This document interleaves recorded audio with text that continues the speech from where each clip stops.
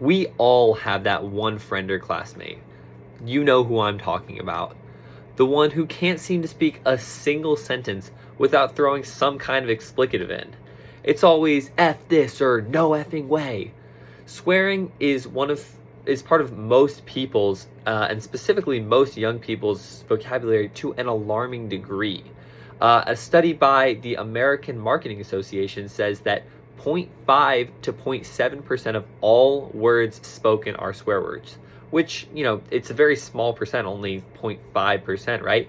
But it's kind of crazy when you think about the fact that there are over 1 million words in the English language. How is it possible that a measly 10 to 12 words are doing so much heavy hitting, right? The fact that these 10 words are accounting for almost an entire percent of all language spoken, especially words who are so often said with intent to harm.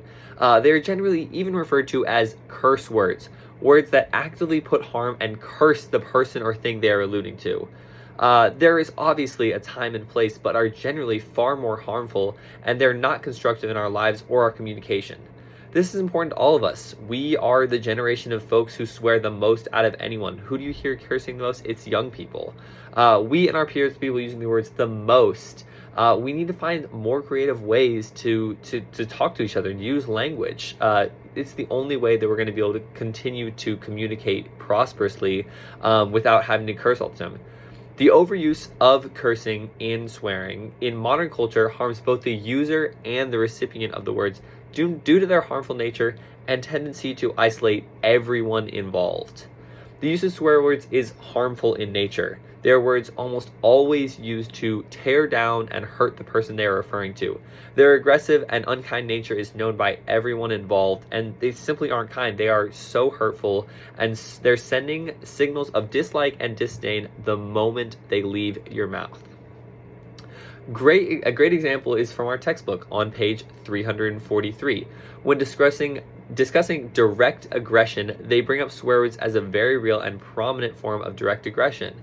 If these words are so prominently cited as examples for direct aggression, the most harmful kind of aggression we're talking about, how can they possibly be used as a kind form of communication? This direct aggression can seem and is very present in all of our lives. I mean, we've all had a moment where we've been sworn at. Think about the last time that you were cursed at, right? How did it make you feel? I mean, personally for me, it was very harmful. I remember feeling, oh my gosh, that really hurt, and kind of brushing it off. But thinking about it the rest of the day, it really is so hurtful when you're spoken to in this way. It really only promotes lives in others and everyone around us. Another article discusses how, because swear words are usually linked to strong emotions, they can often cause harm. Hearing those words in an emotional or tense situation can be devastating for the recipient of these words. If you are in a highly harm or emotional environment, hearing a swear word where someone who you value calls you something just horrible is so impactful.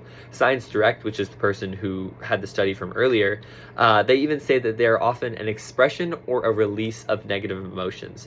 Now, this can be a way to get rid of your negative emotions and kind of swear them out.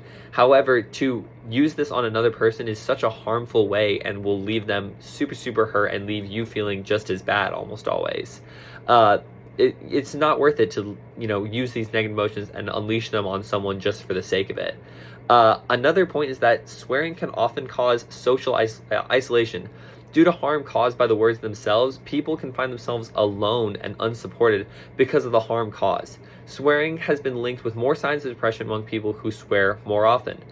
In fact, an article by PubMed Central even stated that, consequently, swearing can negatively impact how the swearer is perceived by others, which may lead to social isolation and depression. The harm is evidence.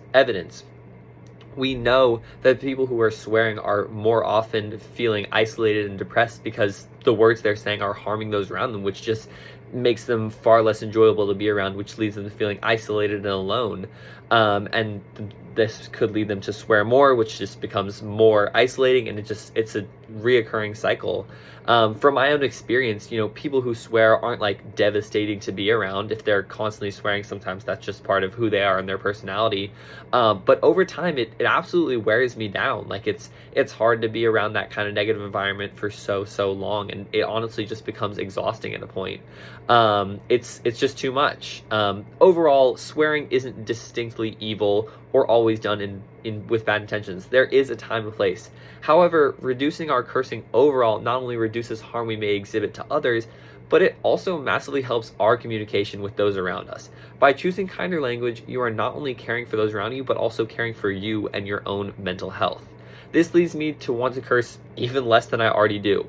Although I don't curse terribly often already, I want to try and give myself the best chance to just have creative language with those around you and communicate successfully. The research says it promotes far healthier relationships with those around us and will just make you overall happier. So we should just stop this damn swearing.